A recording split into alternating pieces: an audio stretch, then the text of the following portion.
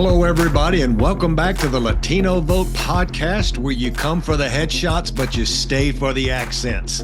Now, today, for all of you that are listening, you can't really tell, but for those of you who are YouTube subscribers and are watching, I've got my Mike Madrid black formal on, which is a black shirt with buttons that go all the way up, unlike his black t-shirt that he keeps wearing from 1978. Mike, how have you been?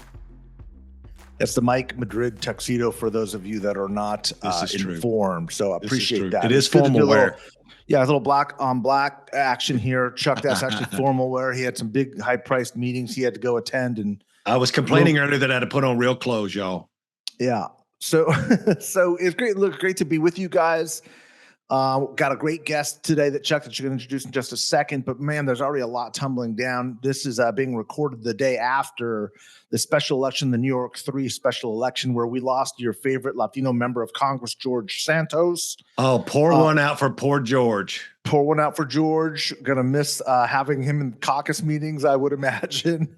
And you know, there was a lot of special elections too, where we did see some interesting, I think, dynamics that I believe, and I'm not a big person that believes that special elections tell us a lot about what's coming in future general election cycles, but there was some good data. There was some good parsing. We got a great person to talk about some of those dynamics today, and I'm excited about this conversation. So without further ado, Chuck, why don't you introduce who we've got sitting in with us today, who you convinced and cajoled to come sit with us today. You have no idea how much I had to pay her to do this. So what I want to do today is, unlike what normally happens on this podcast, where Mike Madrid gets to act like he's a pollster, or I get to act like I have my finger on the pulse of the entire Latino diaspora. Use that word right, Mike? Diasporas. You did. All the peoples. Coast to coast. We've actually brought in a real live pollster who talks to people every day in focus groups, who out there doing polling in big Senate races and big congressional races. And guess what, girls and boys? She's Latina. And the highest ranking Latina that I've been able to find working in American politics. So she gets to do a lot and see a lot. Let me tell you a little bit about Michelle Mayorga, my good friend, who I realized today I've known back when I had hair and was skinny. And Michelle has not only a partner in GBAO polling, which is a big firm she can talk about, but before that, she was the field director at Planned Parenthood. She worked at the AFL-CIO. She worked at the DCCC. Heck, I learned today she was even in a government administration in the Department of Agriculture and was a speechwriter for a New York City mayor. Take that for a woman who's only 26 years old. Right, Michelle? Yeah, I'm really excited for my 27th birthday. Thank you. Now living in the mountains of Albuquerque, New Mexico, raising her wonderful, beautiful family. Michelle, thanks so much for being here with me and Mike Madrid, and I apologize for him in advance. Thanks for being here, Michelle. Yeah, no, thank you so much. It's great to be here. Before Mike jumps in, and I know he's got a bunch of questions, I think it would be good to level set, because I just went through a big resume that most people wouldn't think about. A Nicaraguan girl who grew up in South Florida, who now lives in Albuquerque, who's a big national pollster. Can you give us the quick 2-minute journey of how you went from South Florida to being a national pollster? Yes, absolutely. So you forgot the most important part, which I was born in the Bronx. Oh my God, that's right. My bad. You do not mess with anybody from the Bronx, and that's right. How you get everywhere. True that.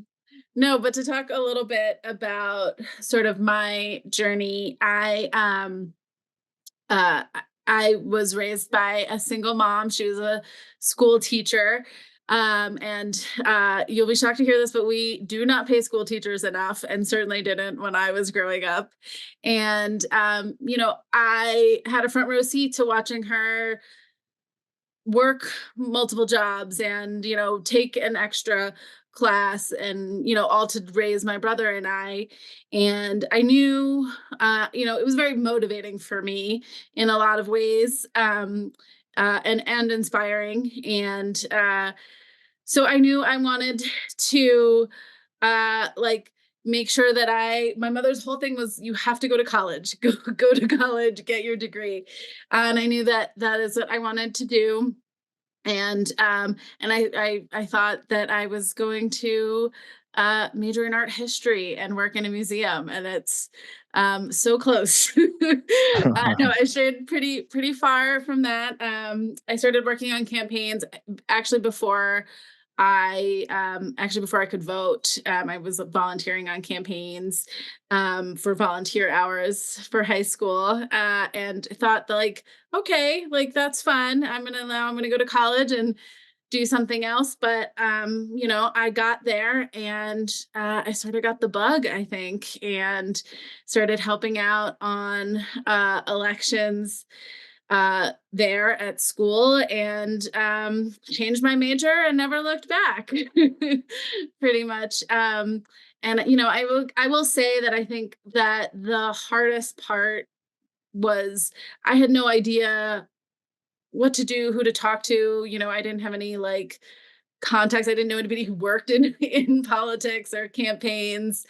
Um, and I learned pretty quick, like, just to talk to everyone, ask everyone, like, send a random email to a stranger that you don't know, asking for internships. I got an internship while I was in college at the White House, which was a very big deal, but I could not afford to not get paid all summer long.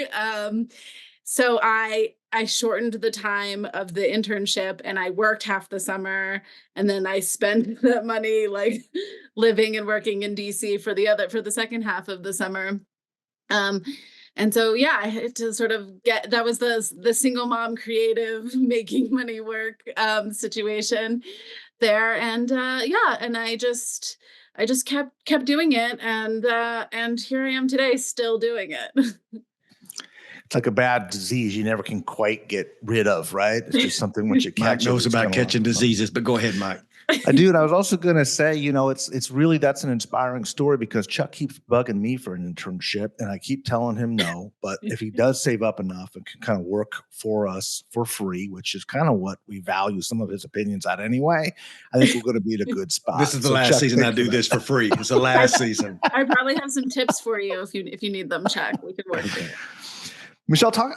So you didn't start as a pollster, right? You didn't wake up going, "I'm going to be a pollster someday," right? And I do want to dispel some of kind of the smoky rooms and mirrors of kind of what you guys do in terms of reading the goat entrails and sort of tea leaves and like to divine this stuff. This is a science. This is a hardcore science. Yeah. And there's obviously an art to it too, the way you develop the actual instruments. And I want to talk to you a little bit more about that too. But for a moment, I mean, you started out kind of brass tacks organizing, just the hardcore precinct work of getting people motivated in politics. Talk to us about that moment when you realized, okay, I want to stay in politics. I love this, but I want to do this at a different level. And this is a really important story, I think, because you were the first Latina I ever met who was a pollster years ago when we met, and I was like, wow, like that's impressive. And proud of you, proud of your work, but also like, what's it going to take to get more Latinas in the profession? Because there are not nearly enough women pollsters and there are not nearly enough Latino pollsters. There's certainly, I think you and maybe one or two others have worked on that at the national level the way that you have. So that story is a really important one, I think, for people to hear and understand. Yeah, absolutely. That's a great question. Yeah, I will tell you, I worked on campaigns. I loved it. My my first like job ever on a campaign, I was doing GOTV in like the retirement communities in Florida, trying to get people to come out and vote. And I remember I knocked on this woman's door and I said, we're going to vote today. Like, do you want to come with us? You had signed up to go and vote. And the woman said to me, I have two words for you, and they are not happy birthday. And Wow. here 25 years later, and I still like remember that interaction very, very early on in my career. I've literally done it all, from like knocking on that woman's door to, running campaigns, working in statewide. I've also, done the West for everything with a lot of letters in it, the AFL-CIO, the DCCC, those sorts of things. And I loved it. And I loved campaigns. And I didn't really think about doing polling. I had, done a lot of like targeting and field work and those sorts of things. And then one day, person who is also a partner at GBAO, who's my colleague now, but at the time was a pollster on, a lot of the races that I worked on. His name is Mike Bosian, asked me if I'd ever thought about polling. And I was like, No, I have never, literally never thought about it. And he said, I think you could do it. And I think you would be really good. Is that something you would consider? And I thought that my strength was in relationship building. I come from an organizing background. I really, I was like, is that really my strength? And he was like, someone who can look at the numbers and interpret the numbers and talk to other people about what that says and talk to humans is so important, and is like the biggest job of a pollster. And I think you have that. So yeah, we talked for months, honestly. And I made the move, and it was a big move because, yeah, I wasn't sure, like, when you work on campaigns, like, is this something I'm going to do for the rest of my life? Am I going to go back to school? Am I going to like do any of the other things? Am I going to go work in museums like I thought I was, years and years and years ago? So it was a big leap, and I really at that point decided, like, this is my career. This is what I'm doing. And they took me under their wing, and I've never looked back, and it's been almost 10 years now. So I think that's a good jumping. Go ahead. Go ahead. Go, Chuck. I think it's a good next step for the question I wanted to ask, which is, so you got to do campaigns at a different, first of all, I'm going to say I've dealt with a lot of pollsters. We all know that I can be very critical of pollsters in polling, but that I think the reason that besides you being my personal friend, that you coming from the field, from the organizations and on the ground, coming from a single mother, like I had a single mother. We've talked about a lot of our past, and I've been to your mother's house, and she is a lovely woman. That's true. True.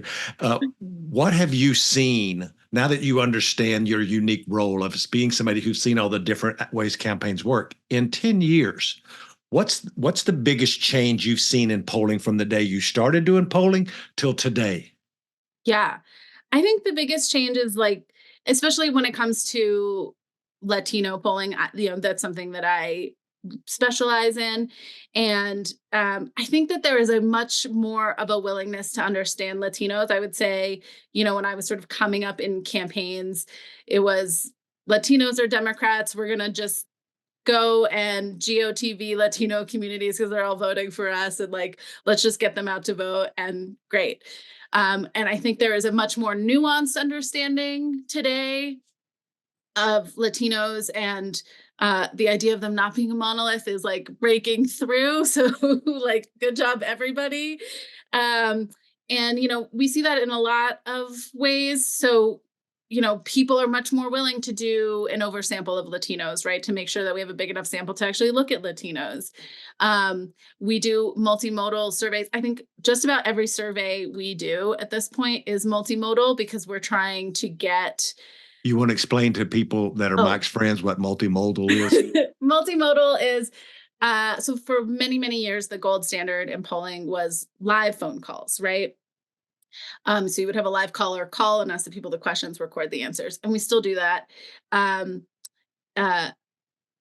But now we also mix that with, like, text to web or a web panel or other modes of getting responses that really help us get a sample that looks like the electorate, right? And this is good for not just Latinos and not just people of color, but young people. And we're really working harder to get a variety of people who just look more like the electorate, which it is also a lot more work, I will say, in the 10 years that I've been doing it.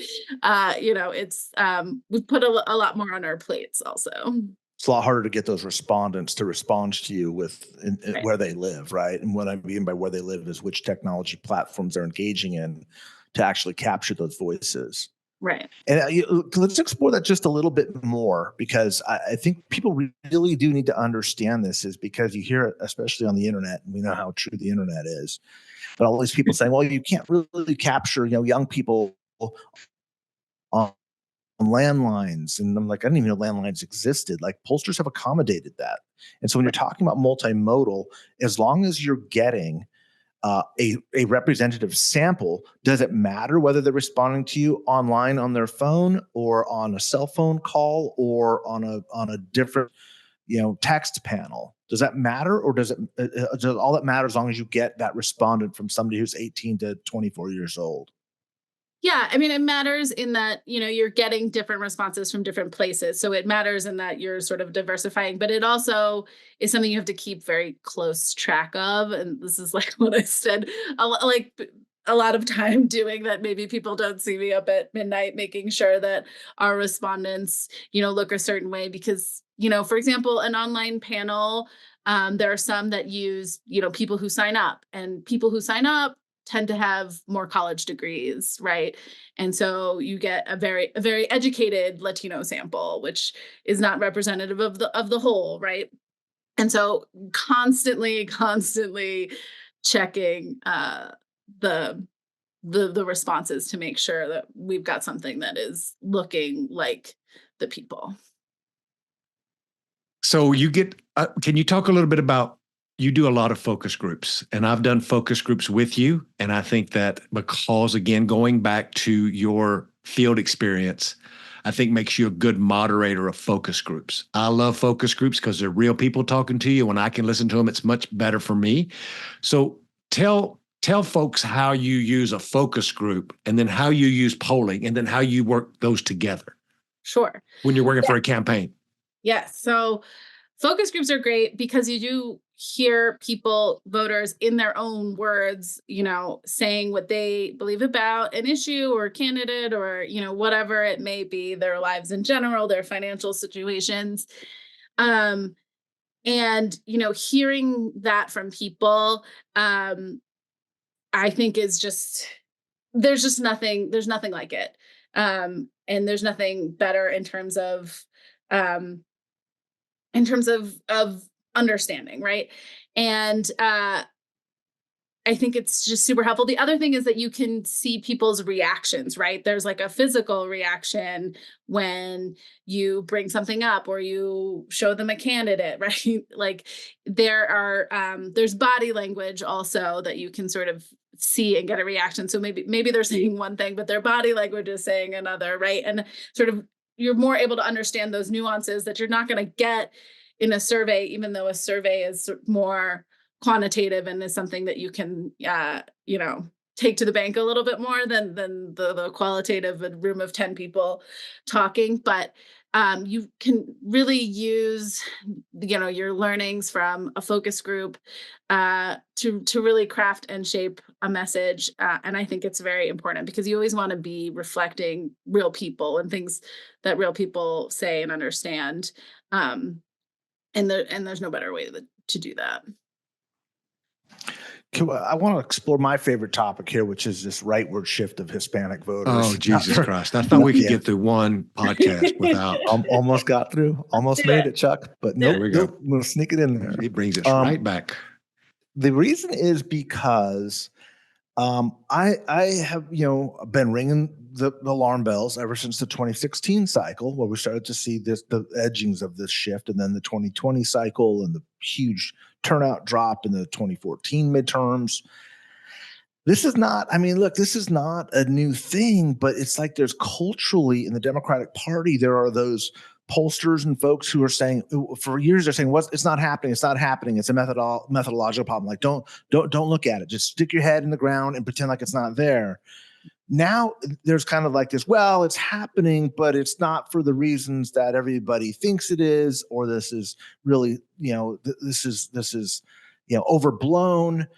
And now it's good to hear you, I think, kind of as the first pollster, Latino Democratic pollster that I'm talking to, saying, no, it's real. It's happening. And that's okay, by the way. It doesn't mean the sky is falling. It just means science is telling us something, and let's understand what that means.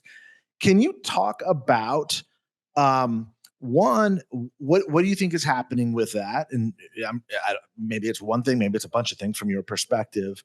But the other is, what is it like to be in the room, especially as a woman of color, saying truth to power? Yeah, this is happening. It's okay.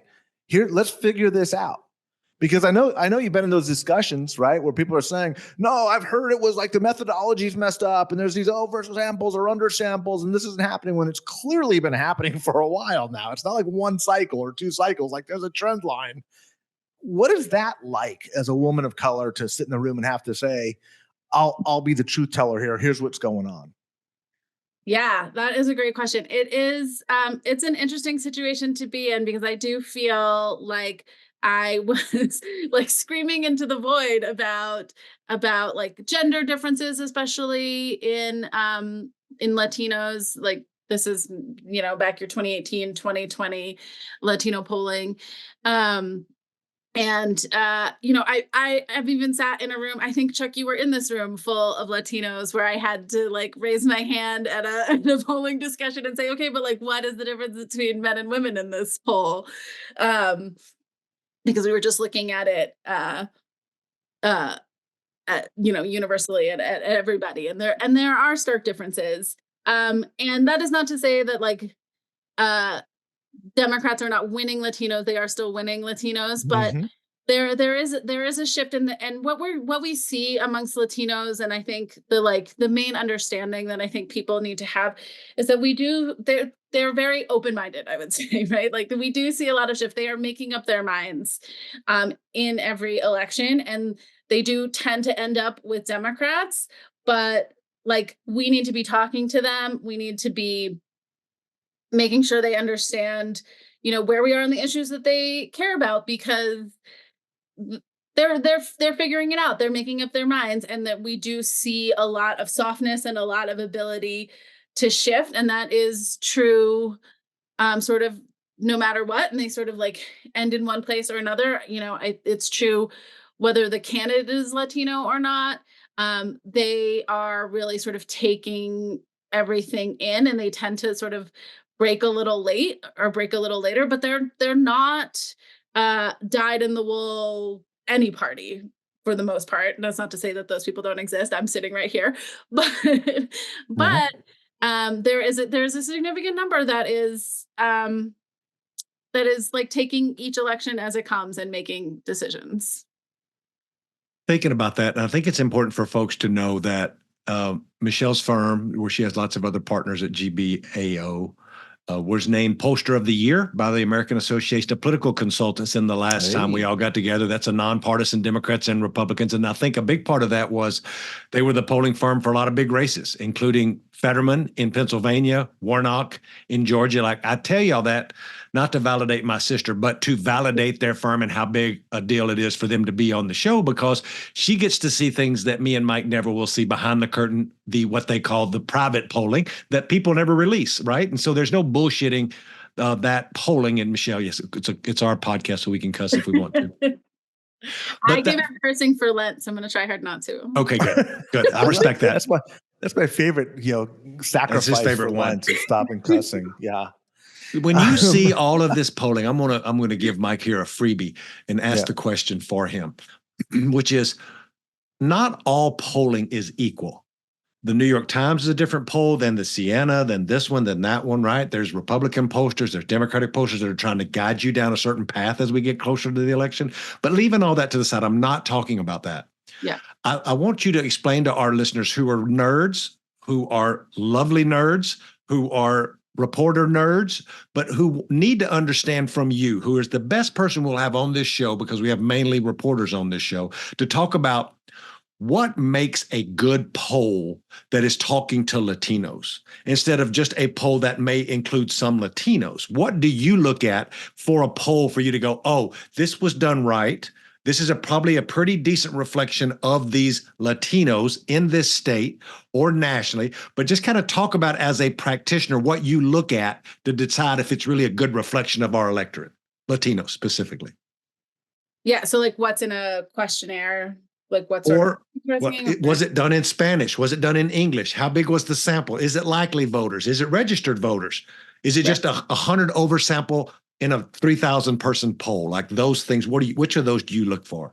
Yeah, absolutely. So a few things. One is, well, it varies obviously depending on the district, But if you're doing a poll of Latinos, or you really want to make sure you're getting into Latino communities, I think, making sure you offer the poll in Spanish, and not just offer it in Spanish, but you have bilingual dialers and bilingual options available immediately. So like there are sometimes when you have to call people back to try to give them a Spanish language survey, and you're just the likelihood of you getting that person again to take the survey is just much lower. And so the callback system, I think, is not as good as if you just have bilingual callers ready to go.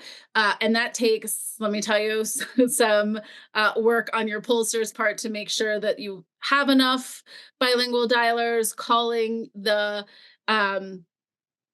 people who are likely Latino, which is a whole other issue. Like sometimes the voter file has good flags for who might be Latino, and sometimes they do not. And, if you're calling in South Florida where everybody is half Latino, and, my mother's last name is Kirshner, but she speaks perfect Spanish. And so you have to make sure that you're getting like the best information you can, and offering it in Spanish. That is not to say most of the Latino electorate does speak English or is English dominant, but there are Spanish dominant Latinos in the electorate, and you don't want to miss them. So even though it's like a small portion, if you're in a close race and that's why you're doing polling, like you're better off making sure you get and understand those folks than not.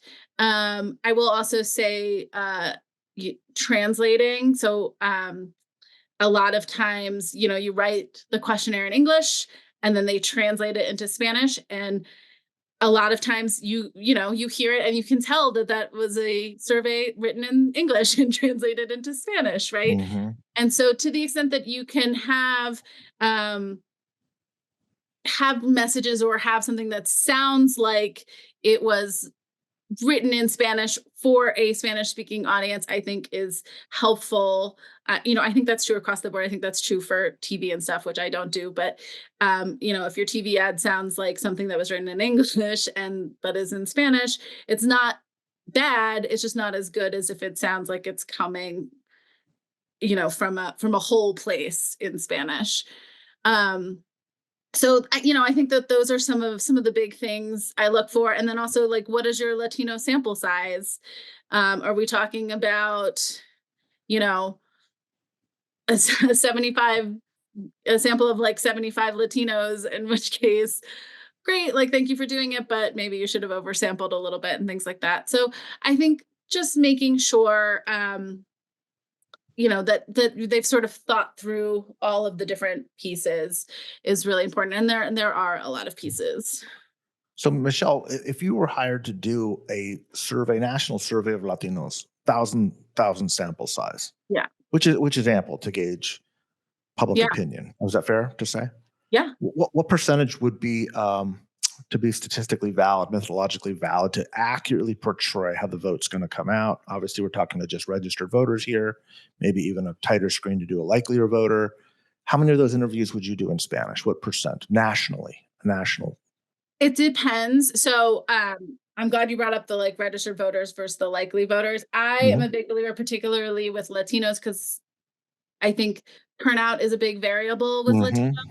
And so I'm a big believer in sort of casting a wider net. So going out to all registered voters and asking them if they plan to vote, and then you believe them depending on what they say. But going out to likely voters, I think it's easier to miss a group of people who might be motivated this time around to vote and maybe haven't been motivated in the past, or the Latino community is pretty young. And so we always have sort of a big group of people coming on deck to vote, right? And you don't want to miss out on those folks either. Sorry, I lost what percentage would be Spanish in language interviews to give you something statistically valid that you feel comfortable? Yeah, it's usually somewhere, this is like a large percentage here, but it's like usually somewhere between 10 and 20% and just sort Hmm. of depends. Maybe it's Hmm. 13, maybe it's 15, sometimes it's gone up as much as like 17%. So again, it's not like a majority of Latinos, but it is like significant enough that it is worth doing in many cases. Um, yeah. So my questions are going to be, we've got about 10 more minutes. We can stretch it a little longer if this things get even better. But what I want to know, and you don't have to name who you were working for, but I'm sure you've seen some pretty weird things in a focus group or Yes. some funny things in a focus group. Can you share with us some of your funnier stories that you have witnessed personally in a focus group? Oh my God, you're putting me on the spot. I can. Um, Let me think about. The Uh, first thing that Michelle told me while she's thinking about this is she's the one who taught me, Mike, because I'm no polling expert. Hell, I don't even know how to count past about 27. But what she put men and women in separate focus groups. She did not let women be in the same focus groups with men. And she Yeah. explained to me how women act differently amongst themselves and men Hmm. when they're around other men or around other women, which I found Hmm. fascinating, but totally made sense after I realized what they were doing. yeah. Yes. Especially, if we're talking about abortion or something like that, men and women will have, I mean, it's true across the board, but particularly something like that, they will have different responses. And the interesting part is that they're like kind of the same responses, but, men don't want to feel a little more closed off and are not like necessarily going to like open up and talk um, about abortion. If there's women in the room, they're going to let them talk, right? And so then you don't really like hear from them in a lot of cases. And so separating them can be very, very helpful. In terms of like funny things that have happened, the part that I think is like sort of funny to see. I This might give it away a little bit, but I have one client who played in the NFL, and he when we first did polling for him and in his first congressional race, nobody knew who the heck he was. We talked about him playing in the NFL, and they were like, "Who cares? Nobody knows. I don't know him. He wasn't, couldn't have been that good of a player." And then today we do focus groups and people are like, "Oh yeah, I remember him." I like, and they're just, much more claim to, like remember his NFL days, which They yeah, clearly did not. Yeah. whether they do or not is another thing. But it is sort of funny to see that progression sort of as people become more known than people claim to know them better. So that is sort of funny. Uh, I don't know. You have to sort of be ready for a lot of things. I think doing Latino groups. I One of my sort of specialties is to make people feel comfortable. I think a lot of times when you get Latinos in a room and they're being recorded and there's mics and the whole thing, and they can be a little bit sort of closed off and like quiet, and then by the end they're like yelling at me their opinions, right? Making people feel comfortable, and that it is a discussion and it is a safe place to have that discussion. Yeah, and I'm trying to think what are like some of the. Can I talk about the gender gap a little bit real quick? Sure, yeah. Because this is, I think, really fascinating. Is Yeah, if you look at in polling, either beforehand or even exit polling afterwards, Latinos are showing the largest gender gap of every other race or ethnicity in the country. Right, it's bigger than it is with white, non-Hispanic, bigger than African American, bigger than even with the AAPI, Asia Pacific Islanders. Are you seeing that in your focus groups? Are you seeing the approach of those issues differently? And what do you ascribe to that? Why is that happening? Yeah, I mean, I think there's a few things. I think that number one, men are, I'm not going to say that they don't care about social issues. They obviously do. Mhm. But first and foremost, they want to be able to provide for their families. They want to be able to like throw their kid the best birthday party that they want and like go to dinner and those are like, it's really about the economy when you talk to them about, what they sort of want in life.